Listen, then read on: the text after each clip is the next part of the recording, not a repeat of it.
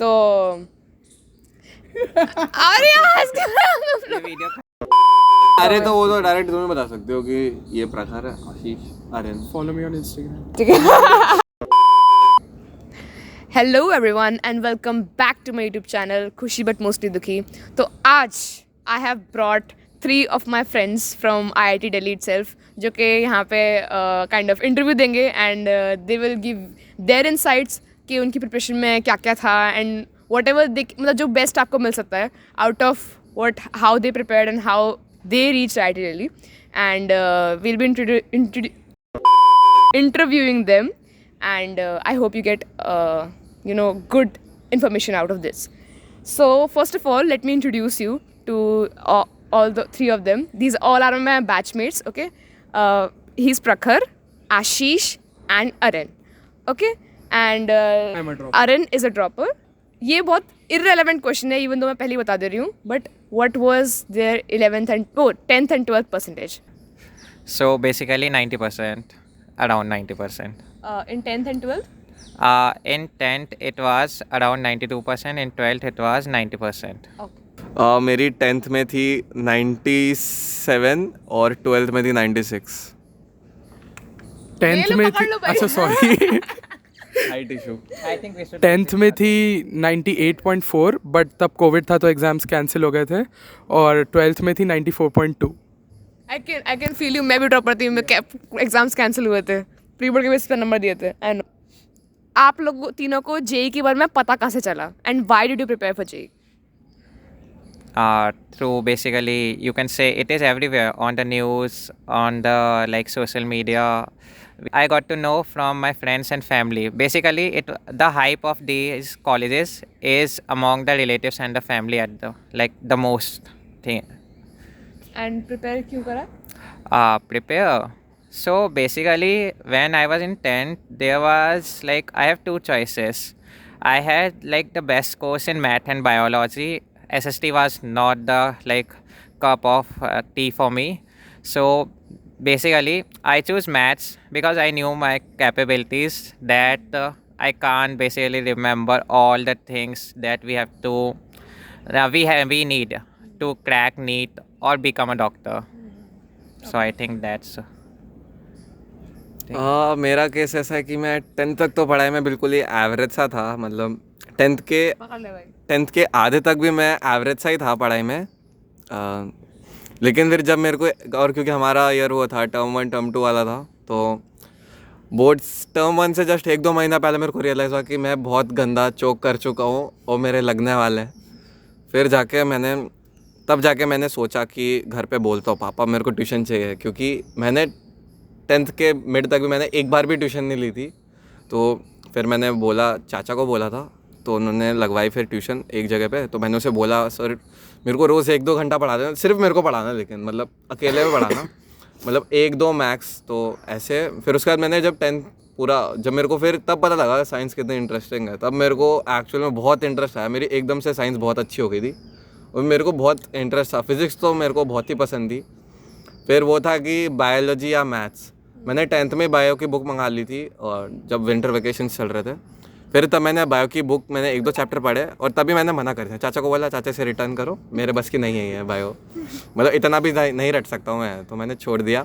फिर JEE fixed और coaching का भी बताना है अभी आगे. 10th के बाद बुक मंगाई ना? नहीं 10th चलते हुए बुक मंगा ली थी मैंने. 11th 12th की बुक मंगा ली थी मैंने, नीट के लिए जो लगती है बायो की. ओके वो कोचिंग का बाद में करेंगे. मेरा तो सिंपल सा था, मैं साइंस में अच्छा था तो मेरे को लगा कि साइंस लेनी है. तो मैंने सोचा फिर साइंस क्या होती है, PCM और PCB. फिर मैंने सोचा मैं डिसाइड नहीं कर पा रहा हूँ तो मैंने PCM भी ले ली. फिर मेरे को पता चला कि IIT बेस्ट इंस्टीट्यूट होता है, तो फिर मैंने IIT के लिए प्रिपेयर करना शुरू कर दिया. इंडिया में इतना ही सिंपल था बस. मोस्ट स्ट्रेट फॉरवर्ड आंसर है. हाँ, इनके आगे क्वेश्चन पे हम आएंगे इनकी स्टोरी के ऊपर. तब तक हम आगे बढ़ते हैं. कौन सी कोचिंग में आपने एनरोल किया था एंड कौन सी क्लास से प्रिपरेशन चालू करी थी? in 11th I was basically in Vidya Mandir class. In 12th I was in Allen. Okay. And both were in Delhi NCR. Okay. मैंने अप्लाई आकाश के लिए करा था, लेकिन मैंने एंड मोमेंट अपना डिसीजन चेंज करके फिर मैं एलन आ गया था. तो मैं कहाँ से एलन? एलन देहरादून. मैंने 9th में फिट जी करा था, लेकिन 10th में कोविड हो गया था तो मेरी कंसंट्रेशन हिल गई थी तो वो छोड़ दिया था। फिर 11th में भी कंसंट्रेशन हिल ही पड़ी थी ऑलमोस्ट। फिर स्कूल की क्लासेस कर रहा था तो वो भी जेई का पढ़ाते थे। फिर यूट्यूब भी देखा, कुछ कुछ चैनल्स भी स्विच करे। फिर अल्टीमेटली 12th और ड्रॉप ईयर में अनअकैडमी ऑनलाइन से करा।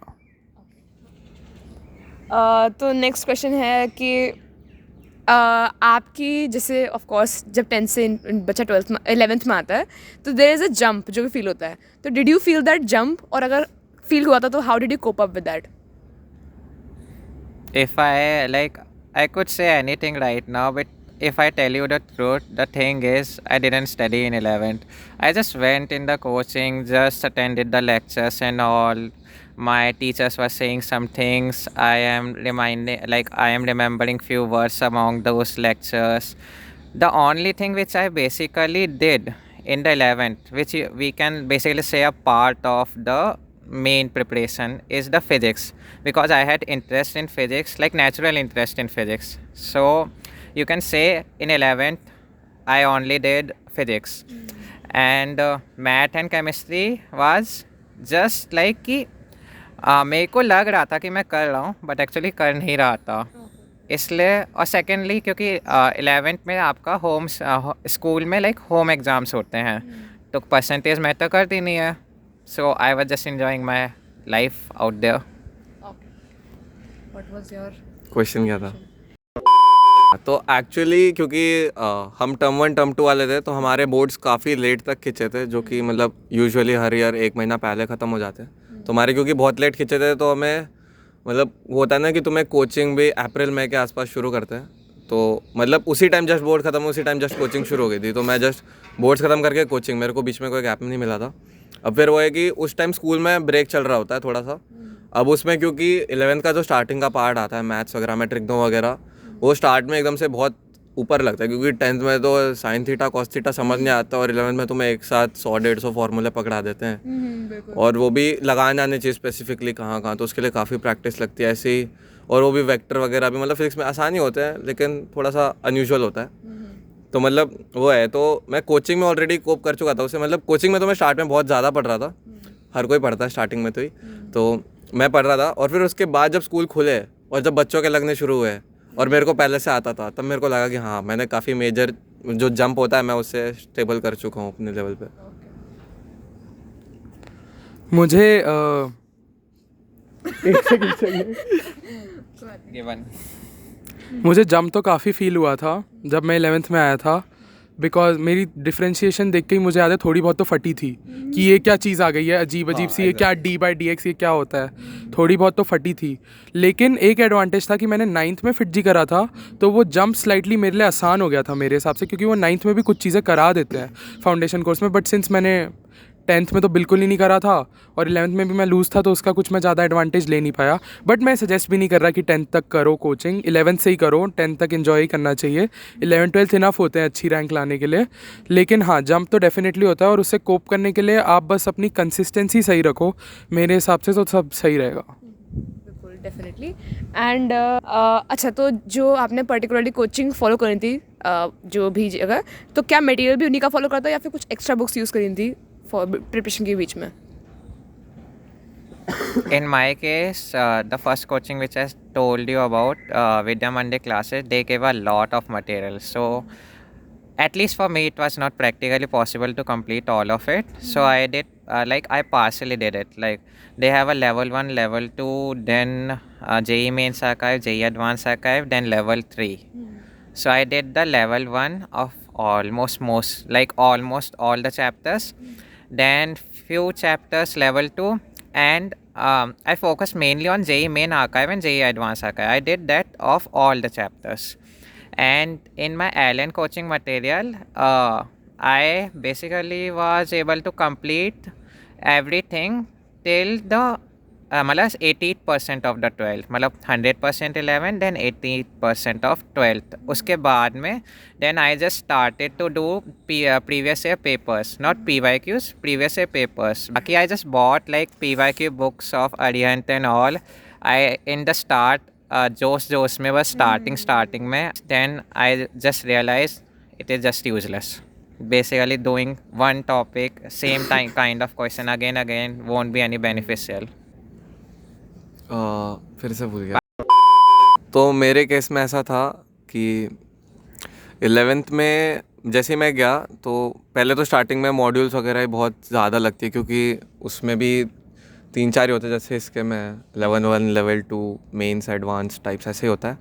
तो ऐसे स्टार्ट में तो मैं वही कर रहा था। मैं पहले इवनिंग बैच में था, क्योंकि मैं स्कूल गोइंग ही था, मतलब एंड तक भी स्कूल गोइंग ही था। तो इवनिंग बैच में था, तो मतलब ऐसा होता है कि इवनिंग बैच वालों पे प्रेशर थोड़ा कम डालते हैं एज़ कम्पेयर टू मॉर्निंग वाले, क्योंकि उन्हें स्कूल भी संभालना होता है। तो हमें कभी बहुत ज़्यादा रिकमेंड नहीं करी ऐसे बुक्स, लेकिन ऐसे कि अगर तुम विलिंग हो करने के लिए तो डाउट काउंटर्स पे जाके टीचर्स वगैरह से बात कर लो, तो वो बता देते हैं तुम्हें तुम्हारी नीड के हिसाब से तुम्हें क्या चाहिए। नहीं तो मोस्टली तो नोट्स और मॉड्यूल्स इनफ ही थी मेरे लिए। और बाकी अगर ज़्यादा लगता था तो मेरे को और जो बाकी जैसे एलन कोटा वगैरह में जैसे काफ़ी ज़्यादा सामान मिलता है करने को, तो अगर मेरे को ऐसा लग रहा है कि मैं स्कूल के साथ कोचिंग भी कर रहा हूँ और मेरे पास उसके ऊपर से टाइम बच रहा है, तो फिर वो ले लो, मतलब मांग लो कोई टीचर से कि सर मेरे को थोड़ा इस चैप्टर के ऊपर थोड़ा और प्रैक्टिस करने का मन है, इसका मेरे को और चीज़ें दे दो, तो वो दिलवा देते हैं, कोचिंग वाले दिलवा देते हैं। बाकी 11th में इरोडो वगैरह करी थी थोड़ी बहुत। और क्या कहते हैं 12th में तो बीच में वही कि PYQ की बुक्स लेने बोल दिया था हमें। और क्योंकि 12th में फिर एलन अलग से भी जो बहुत अच्छा कर रहे होते तो उनको अलग से करवाता, तो उसमें भी बहुत ज़्यादा ही मिलता था। वो तो ऑलमोस्ट रोज़ ही 3-3 टेस्ट होते थे, तो काफ़ी ऑक्यूपाइड था उधर। जैसे मैं ऑनलाइन कोचिंग में था तो मतलब मेरे मॉड्यूल्स तो कुछ ऐसे होते नहीं थे, होते भी थे तो मैंने देखे नहीं, क्या पता होते हो। और फिटजी वगैरह के जो मॉड्यूल्स थे मैंने खोले थे। मतलब I think I am probably not the best person to ask about books, because मैंने सिर्फ लेक्चर्स ही करे हैं शायद, बुक्स तो मैंने करी ही नहीं। खरीदी बहुत थी, सेंगेज खरीदी, HC वर्मा खरीदी, ब्लैक बुक खरीदी, कोई समीर सर की बुक खरीदी थी, वो जो कोटा के फेमस सर हैं कोई, तो उनकी बुक भी खरीदी है बहुत। मतलब genuinely no disrespect to anyone, but खरीदी थी, बट खोली नहीं कभी। अब मेरे को भी याद आ रहा है मैंने और कौन सी जेन्युइनली नहीं खोली। इरोडो भी मंगाई थी बट अगेन करी नहीं। लास्ट मैंने प्रैक्टिस भी शायद सेंगेज में से प्रोजेक्टाइल करा होगा जहाँ तक याद है। उसके बाद तो बस मेरे पास टाइम ही इतना कम बचा था 12th और ड्रॉप ईयर में कि बस लेक्चर देखे, लेक्चर टू PYQs, और PYQs भी वो मैथॉन गो वाली जो वेबसाइट है उससे, उसकी भी बुक नहीं ली थी, सिर्फ जो PYQs जो मैथॉन गो की वेबसाइट पर आ जाते हैं वही करे थे बस। Marks app. हाँ, मार्क्स ऐप जो है, एग्जैक्टली फ्री का प्रमोशन कर दिया इसने। ओके, एक चीज़ फॉर कॉन्टेक्स्ट मैं बोलना चाहूँगी कि ये जो था ये डमी स्कूल से नहीं था। Ashish he was from regular school and that is why वो कह रहा था कि उसकी शाम की कोचिंग होती थी एंड स्कूल वालों को ज़्यादा प्रेफरेंस नहीं देते थे। हाँ, 11th में शाम की थी, 12th में मैंने सुबह की करती थी एंड बट स्टिल 11 12 दोनों में ये रेगुलर कोचिंग का, रेगुलर क्लासेस का था, रेगुलर स्कूल का। आप लोग डमी से थे या फिर regular school? I was regular school going, and it is a contrast that I had a basically attendance of more than 90% in the school. So I was technically all the time in the school only. And in school, by that I mean I was just playing in the ground for the half of the day. And you know the tricks how to basically go to the ground when you don't have a games period. I don't need to mention it. Okay, so you know now. मैं तो एक मतलब regular chill school में था, वो लोग attendance भी नहीं देखते थे अगर मैं लेट आऊँ तो, बट वो डमी नहीं था। हमारे स्कूल में सेक्शंस भी JEE के मार्क्स के बेसिस पे डिवाइड होते थे, मॉक टेस्ट और मेंस भी होते थे, और सारे मॉक टेस्ट होते थे और रेगुलर एग्ज़ाम्स भी होते थे, बट ये भी होते थे साथ में। और टीचर्स भी काफ़ी अच्छे अच्छे कोचिंग वाले थे, बट मैं गया नहीं स्कूल, मैंने मतलब इतना हुआ नहीं, हफ्ते में 1 दिन ज़्यादा था ज़्यादा से ज़्यादा। और उसके अलावा हमारे स्कूल से 2 बार AIR 1 भी आ चुकी है JEE एडवांस में। कौन सा स्कूल है? Please reveal. ज़्यादा प्रमोशन हो जाएगा। बट चलो कर ही देता हूँ। Modern Vidya Niketan sector 17 Faridabad. अब वो 2 AIR 1 कौन से थे वो गूगल पे मिल जाएगा आई थिंक। ओके, सो आप पता है कि आपका बेटे का एडमिशन क्या करवाना है, बेटे अब जो भी है उनका, ठीक है? मेरे पैसे स्पॉन्सरशिप के। हाँ, वो इनको मिल जाने चाहिए अगर आप स्कूल से हैं तो। हमारे यहाँ से तो बोर्ड का AIR 1 थी कॉमर्स के। बोर्ड का यार मन क्या होता है, 100 ही होता है क्या 100%? 700 आउट ऑफ नहीं सॉरी 500 आउट ऑफ 500 या ओके भाई, अच्छे लगा से लोग आए हैं। एंड नाउ अगला क्वेश्चन है, आप लोगों की फेवरेट सब्जेक्ट्स कौन कौन से थे? I think more 80% people will say physics. Same goes for me. मेरा क्रॉप कर देना आप रिमूव कर दे आप तो कर दो। हाँ A little bit हाँ, over ठीक है। Karasis. बोलो बोलो। हाँ ठीक है, क्वेश्चन भूल गया मैं फिर से। इसलिए इसने बायो नहीं ली। हाँ समवॉट। अबे पेपर खत्म हो गए भाई, अब क्यों मैं इतना दिमाग लगाऊं, मेरा दिमाग चिल मोड में जा चुका है। हाँ तो मेरा स्टार्ट में तो मेरा फेवरेट सब्जेक्ट फिज़िक्स ही था, क्योंकि फ़िज़िक्स अच्छी भी थी और काफ़ी मतलब प्रैक्टिकल भी है जेई की physics rather than this college की फ़िज़िक्स। अब तो भाई जेई की फ़िज़िक्स भगवान लगती है। मतलब बहुत अच्छी थी फ़िज़िक्स में, मेरे को बहुत मज़ा आता था, फ़िज़िक्स करता भी रहता था, ऑलमोस्ट आधे ज़्यादा टाइम में फ़िज़िक्स ही करता रहता था। क्योंकि केमिस्ट्री में स्टार्टिंग में आईओसी पढ़ाते हैं, आईओसी में क्या ही है पढ़ने को, उसमें इंटरेस्ट का भी कुछ नहीं है मेरे हिसाब से, तो बस रटनी है, नंबर लाने, नंबर आते हैं तब इंटरेस्ट आता है, नंबर नहीं आते इंटरेस्ट नहीं आता है मतलब। लेकिन फ़िज़िक्स में मेरा हमेशा से इंटरेस्ट था। और फिर 12th हमारा ऐसा था कि हमारा 11th में ऑर्गेनिक शुरू नहीं कराई थी, ऑर्गेनिक हमारी पूरी 12th में ही हुई है जितनी हुई है। तो जैसे ही 12th शुरू हुई मेरे को ऑर्गेनिक में इंटरेस्ट आने लगा, हमारे ऑर्गेनिक के सर भी बहुत अच्छे थे। तो और ऑर्गेनिक में काम भी बहुत ही ज़्यादा मिलता था, क्योंकि मतलब मैं क्योंकि 12th में प्रमोट हुआ था, टॉपर्स बैच में सारजी में प्रमोट हुआ था, तो उसमें ऐसा है कि ऑर्गेनिक में तो बहुत ही काम मिलता है करने को और उसमें मज़ा भी बहुत आता था।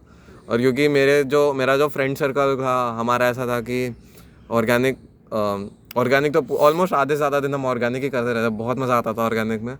उसमें हमने MS चॉन भी लगाई थी ऑलमोस्ट, क्या कहते हैं, और बाकी जो कोटा वाला सामान मिलता है प्लस जो हमें एलन का मिलता है, तो वो भी बहुत ही, वो भी इतना बर्डन कभी फील नहीं हुआ ऑर्गेनिक, बहुत मज़ा आता था।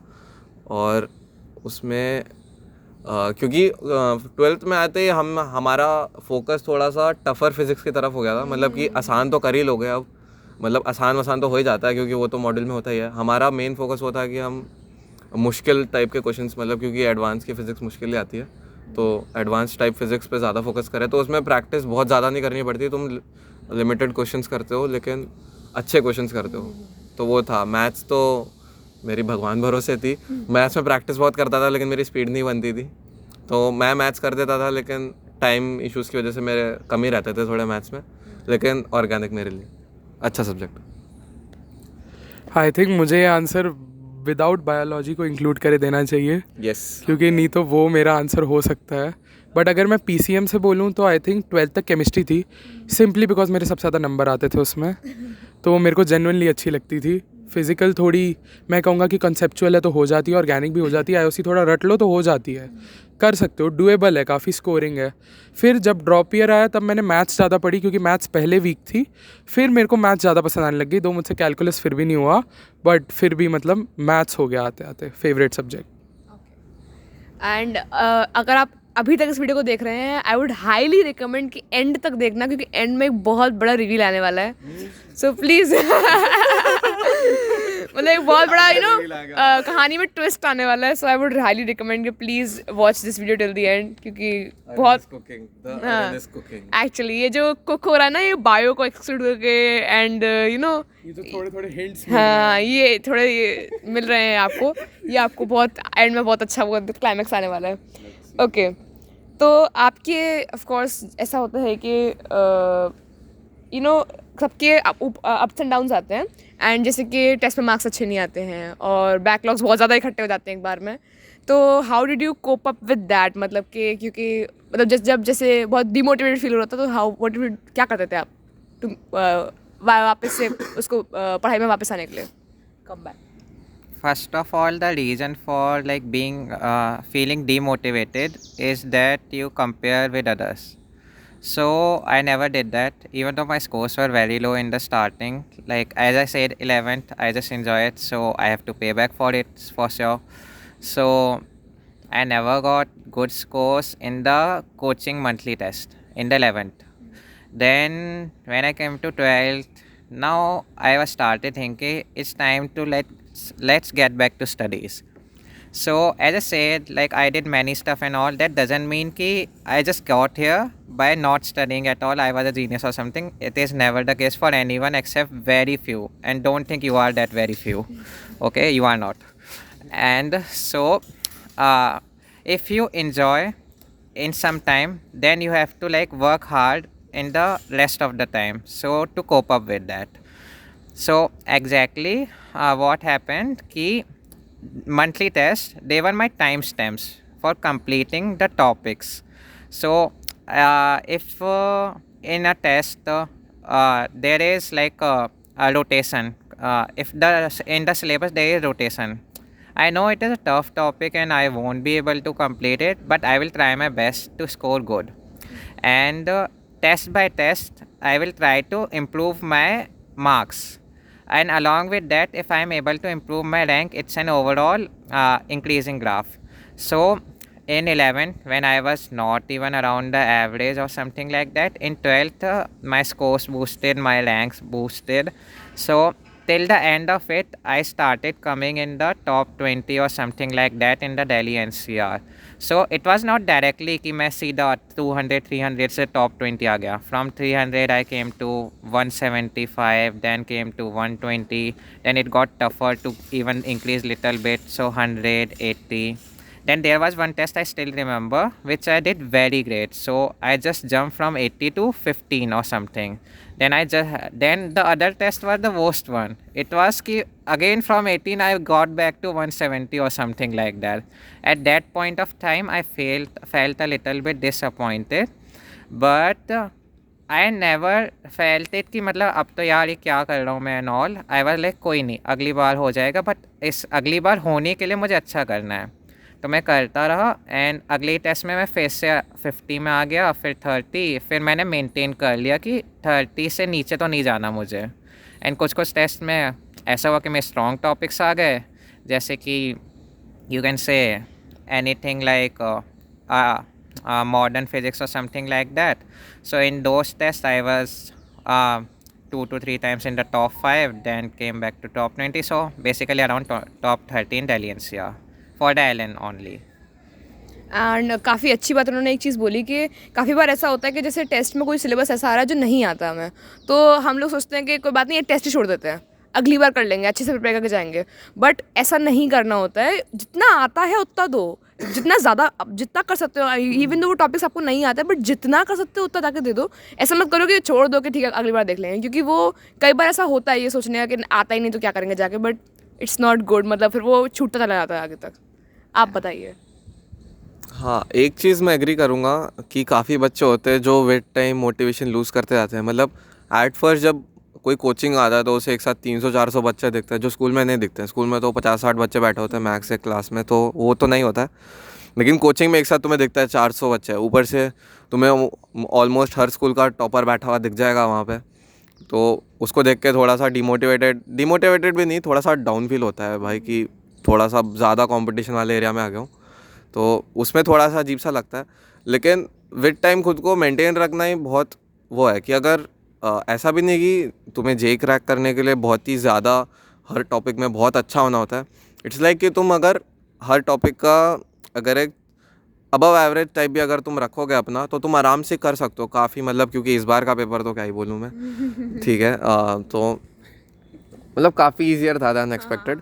हाँ, तो उस वजह से एटलीस्ट एवरेज भी रखने से वो हो जाता है. ऐसा नहीं कि तुम्हारे पेपर में कोई बहुत टफ सा क्वेश्चन डाल दिया किसी एक पेपर का और तुमसे हुआ नहीं, और तुम्हें लगता था कि वो टॉपिक तुम्हारा बहुत स्ट्रॉन्ग है और तुम डिमोटिवेटेड हो गए कि यार मैं अपने स्ट्रॉन्ग टॉपिक में हक के आ गया. ऐसा तो नहीं है. कि होने को तो तुम्हारे बेस्ट टॉपिक में से भी तुमसे ऐसा क्वेश्चन निकलवा सकते हैं कि तुमसे नहीं होगा. तो ऐसा नहीं है कि खुद को श्योर मानना है एक टॉपिक में. और बाकी तो विद टाइम मेरे को याद है कि हम जब एनरोल हुए थे 11th में, तो स्टार्टिंग में 400 बच्चे एनरोल हुए थे अप्रॉक्स मेरे जगह के आसपास. तो और मेरे को अच्छे से याद है कि 12th के एंड होते थे, मतलब लाइक मेंस के आसपास सिर्फ 50 to 60 बच्चे थे जो रेगुलरली टेस्ट में अपेयर कर रहे थे. और एडवांस आते आते तो वो और कम हो गए थे, 25 30 35 40, और ऑलमोस्ट उसमें से ऑलमोस्ट हर बच्चे ने निकाल दिया मतलब जेई. तो वही है कि अगर तुम कंसिस्टेंट भी रहोगे तो हो जाता है. और बाकी रही बैकलॉग्स की बात, तो मेरे केस में ऐसा था कि मेरा जैसे बैकलॉग आता था मैं थोड़ा सा पैनिक कर जाता था. तो मेरा ऐसा था कि मैं 1-2 रात ऑल नाइटर निकाल दिया और भाई बिल्कुल ही पढ़े जा रहा हूँ. और फिर वो है कि मैं स्कूल में छुट्टी मार देता था. मतलब मेरा ऐसे ही है कि मेरा एलन थोड़ा सही चल रहा है तो स्कूल चला गया, स्कूल मतलब स्कूल में, और फिर एकदम से मेरे को लगा कि मेरा कोई ऐसा हो गया बैकलॉग आ जाएगा और मेरे को ऐसा दिख रहा है कि मैं और हगने वाला हूँ आगे, तो मैं बिल्कुल स्कूल में छुट्टी मार के बस घर पे बैठ के पढ़ रहा हूँ, ये वाला है। या फिर ऐसा है कि एकदम से जो सडन बैकलॉग आता है, मतलब एकदम से लगा कि मैं थोड़ा सा पीछे हो गया, तो मैं एक दिन मौज मारता था पूरी, सो रहा हूँ अच्छे से, एक आध मूवी देख ली और फिर उसके अगले दिन से पूरा रिफ़्रेश होकर मैं पूरा लगता था और पूरा कवर करता था मैं। मतलब ऐसा तो है नहीं मैंने कोई, मतलब वो होता है कि बच्चे स्किप करके चल जाते हैं टॉपिक, लाइक जैसे मैं बहुतों को जानता हूँ, कोई रोटेशन स्किप करके चलेगा, केमिस्ट्री एवरीडे लाइफ वगैरह ऐसे चैप्टर स्किप करके चले। मैंने वो भी नहीं करा था, मैंने हर टॉपिक अपना अच्छा ही रखा था। तो हाँ, बैकलॉग्स एट द एंड मैंने सारे निकाल दिए थे। आई थिंक जहाँ तक डीमोटिवेशन की बात है, मैं किसी मॉक टेस्ट से तो डीमोटिवेट नहीं होता था, और उसके पीछे एक रीज़न है, क्योंकि मैं पहले ये देखता था कि मेरी गलती क्या थी। हो सकता है कि मेरा सिलेबस ही ना ख़त्म रहा हो, तो वो नेचुरल सी बात है कि नंबर कम ही आएंगे, मैं उससे एक्सपेक्टेशंस थोड़ा ना लगाऊंगा कि मेरे ज़्यादा आएंगे। या फिर अगर मैंने किसी टॉपिक की प्रैक्टिस नहीं कर रखी है, मेरे को बिल्कुल भी आइडिया नहीं है कि वो कैसा है, तो मैं पहले ये देखता था कि मेरे नंबर कटे किस वजह से हैं। अगर मेरी उसमें कोई गलती निकलती है कैसी भी, कि मेरा बैड लक था, काइंड ऑफ डे बेकार था, मेरी तबीयत ठीक नहीं थी, या ऐसा कुछ निकलता है, तो मैं उसके बारे में सैड नहीं होता था। फिर मैं अगले पे फोकस करता था और ये देखता था कि जो मुझे आता था वो मुझसे हुआ है कि नहीं हुआ। आई थिंक वो ज़्यादा मैटर करता है, और उसी चीज़ को पकड़ के तुम्हें सारे टेस्ट देने चाहिए कि जिसमें सिलेबस आ रहा है कि नहीं आ रहा, तुम्हें आता है कि नहीं आता। तुम ये देखो जो तुम्हें आता है वो तुमसे अभी हो रहा है कि नहीं हो रहा है। और जहाँ तक बैकलॉग्स की बात है, ऑनलाइन पढ़ने में तो बैकलॉग्स बहुत ज़्यादा हो जाते हैं, क्योंकि टाइम मैनेजमेंट सारी तुम्हारे हाथ में होती है, कोई क्लासेस नहीं होती, तुम्हारा मर्जी कब तुम लेक्चर ऑन करो कब तुम ऑफ करो, क्योंकि वो रिकॉर्डेड रहता है।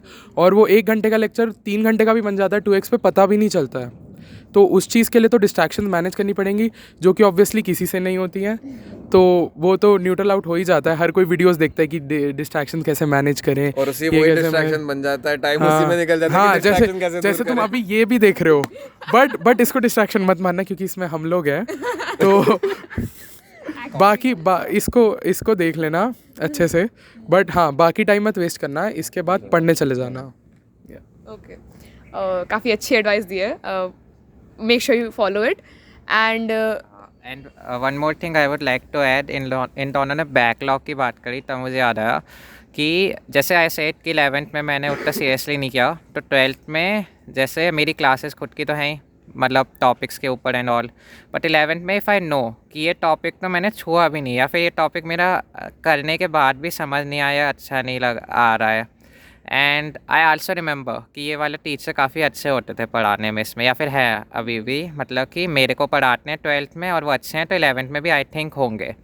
सो 11th के बैचेस तो ऑब्वियसली चलते हैं हर किसी की कोचिंग में जो 12th का कर रहा है, तो मैं अपने टाइम स्लॉट्स देखता था कि ये मेरा खाली स्लॉट है, इस टाइम पे मैं कोचिंग जा सकता हूँ, भले ही उस दिन मेरे क्लास नहीं है, तो मैं 11th के बैच के साथ बैठ के परमिशन लेके, ऐसा नहीं बिना परमिशन के चले गए तुम क्लास में, सर देख रहे हैं कि 40 के तो रोल लिस्ट ही 41 कहाँ से आ गया, तो सर से पूछ के प्रॉपरली उनके क्लास में बैठ कर उस टॉपिक का जब तक चल रहा है वो 2 हफ्ते या 3 हफ्ते लेक्चर अटेंड कर लेता, it would be a great help, much better than कि यूट्यूब पे तुम रैंडम लाइक सर्च करो कि टॉपिक्स के बारे में, एंड देन एक वीडियो इससे देख लिया, एक उससे देख लिया, या फिर वन शॉट देख लिया डायरेक्टली। कई बार one shots are perfect, but many times they are just like basically making you delusional, कि मतलब तुम्हारा को लगता है कि हो गया बट नहीं हुआ होता है, जब क्वेश्चंस आते तब नहीं सॉल्व होते हैं। So it would be better to prefer offline than, जो कि मतलब मेरा कहने का मतलब है कि अगर तुम्हारे को लगता है कि ये टीचर बहुत अच्छा है, आइडर ऑनलाइन और ऑफलाइन, उसको परस्यू करना बेटर रहेगा, instead of just trying to do like random stuff to complete that topic. मतलब जल्दी करने से कुछ नहीं होता, ऐसा होना चाहिए कि वो टॉपिक का अगर कभी कोई क्वेश्चन आ जाए तो तुमसे सॉल्व हो जाए, भले ही थोड़ा टाइम लग जाए। ठीक है, एक चीज़ और, क्योंकि अभी बात चली गई है डिस्ट्रैक्शंस वगैरह की भी, तो ऑफ कोर्स सबके पास डिस्ट्रैक्शंस होते हैं, फ़ोन्स सबके पास ही होते हैं, तो एंड इन केस जैसे तुम्हारा तो सबका ही रेगुलर स्कूल था, तुम तीनों का ही था, तो उस टाइम पे भी क्या होता है कि दोस्तों के साथ घूमने का या फिर ऐसा कुछ हो गया, तो काफ़ी सारे डिस्ट्रैक्शंस बहुत होते हैं, करने के लिए बहुत कुछ होता है, तो how did you tackle those distractions, specially phone से जो आते हैं, क्योंकि काफ़ी लोग ऑनलाइन भी प्रिपेयर करते हैं, तो how did you reduce your screen time, या फिर कैसे करा था वो? देखो, I can't advise much to online prepare जो करते हैं उनको, बिकॉज मेरे को पहला फ़ोन जो मिला था वो 12th में मिला था. सो 11th में तो फ़ोन ही नहीं था, तो डिस्ट्रैक्शन का. इवन दो ऐसे कह सकते हो इतनी सारी चीज़ें, TV, laptops and all that stuff, but obvious ही बात है फ़ोन जो होता है दैट इज़ वेरी कन्वीनियंट. उसको तुम जब चाहो जहाँ चाहो यूज़ कर सकते हो, बट वो सारी चीज़ें काफ़ी स्ट्रिक्ट होती हैं. टीवी या जो भी है कन्फाइंड टू अ प्लेस, तो वो आपका खुद ही ऑटोमेटिकली टाइम मैनेज हो जाता है, या फिर पेरेंट्स या सराउंडिंग आपको वो स्टॉप कर देती है उस चीज़ को. एंड इफ़ आई से कि मतलब कैसे अगर तुम्हारे को सोशल मीडिया या किसी चीज़ का डिस्ट्रैक्शन है, मेरा जैसी ना जो मैंने बताया कि थोड़ा अच्छा जाने का एकदम गिरा मेरा स्कोर बीच वाले टेस्ट में, मैंने अपना इंस्टाग्राम बनाया था. वो भी मैंने तब बनाया था जब मेरे को एक जगह पे नीड थी कंपटीशन या किसी चीज़ के लिए इंटर स्कूल. उसको डीएक्टिवेट मारा. जो चीज़ मेरे को गेम्स वगैरह लग रहे थे डिस्ट्रैक्टिंग है, वो मेरे गेम्स उसी में रहे मोबाइल या उस चीज़ में. डिलीट करने से कुछ नहीं हो रहा, फिर डाउनलोड कर सकता हूँ, बट उस पर लॉक लगवाया, लेकिन ऐसे इंसान से जिसे मैं खुद ही ना परस्यू कर पाऊँ चाह के भी. So it is a perfect thing. बाकी इतना भी स्ट्रिक्ट होने की ज़रूरत नहीं कि सब कुछ छोड़ दो. मैं फिर भी करता था, लाइक उस पर मैंने लॉक परमानेंटली लगाया गेम पे. फिर भी मैंने आधा घंटे का लगाया कि मैं आधा घंटे तो खेलूँगा अभी भी, चाहे मेरी कुछ भी हरकत हो जाए, क्योंकि इट वुड बी बेटर कि एक टाइम मैनेजमेंट के साथ कोई चीज़ प्रिपेयर करी जाए, इंस्टेड ऑफ कि तुम एग्रेसिवली किसी चीज़ को परस्यू करो. क्योंकि एक चीज़ होती है ना कि अगर ओवर प्रेशराइज करोगे ना किसी चीज़ के लिए, माइंड की एफिशिएंसी 100 से 50 वैसी हो जाएगी, तो कोई फ़ायदा नहीं है. मेरी तरफ से एडवाइस ये रहेगी डिस्ट्रैक्शंस के लिए, फ्रेंड सर्कल बहुत अच्छा रखना बहुत ज़रूरी है. मेरा फ्रेंड सर्कल ऐसा था, मतलब जो मेरे कांस्टेंट टच में थे लोग 8-10 लोग थे, सब ने जेई निकाला है, और पहले से पता था सबको कि ऑलमोस्ट उनका जेई निकलने वाला है. रीज़न बीइंग कि हमारा ऐसा था कि मैं जैसे क्लास से आता था, क्लास से आके अब ये रहता है पीछे कि क्योंकि हम सारे ऐसे लोग थे, हम 8-10 मेरा जितना भी फ्रेंड ग्रुप था वो थे जो मेरे आसपास ही रैंक में भटकते थे, या फिर जो मेरे आसपास की मेहनत करते थे. मेरे को पता है कि ये क्या क्या कर रहा है. तो मतलब ऐसा होता है, ऐसा लगता है कि अगर तुम बहुत ज़्यादा डिस्ट्रैक्टेड हो और तुम बहुत सीरियस भी हो कि तुम्हें जेई निकालना है, लेकिन तुम फिर भी डिस्ट्रैक्टेड हो, तुम्हें एक ना एक टाइम पे वो थॉट आएगा कि लाइक भाई मेरा एक दोस्त मेरे से आगे निकल रहा है, ये तो 1-2 टेस्ट मेरे से पीछे था. मेरे को बहुत ज़्यादा क्लिक करता था. मेरे को मैं ऐसा था जिसको एक जब दोस्त फेल हो तो दुख नहीं होता, बट जब दोस्त टॉप मार जाए तो ज़्यादा दुख होता है. नहीं, दोस्त टॉप मार जाए नहीं, बट ये कि तुम्हारा दोस्त तुमसे 2 टेस्ट पहले तक पीछे चल रहा था, अब तुमसे आगे निकल गया कि उसने कुछ तो कर दिया जो तुमने नहीं करा. तो उस चक्कर में फिर तुम्हें भी लगता है कि भाई मैंने क्यों नहीं करा.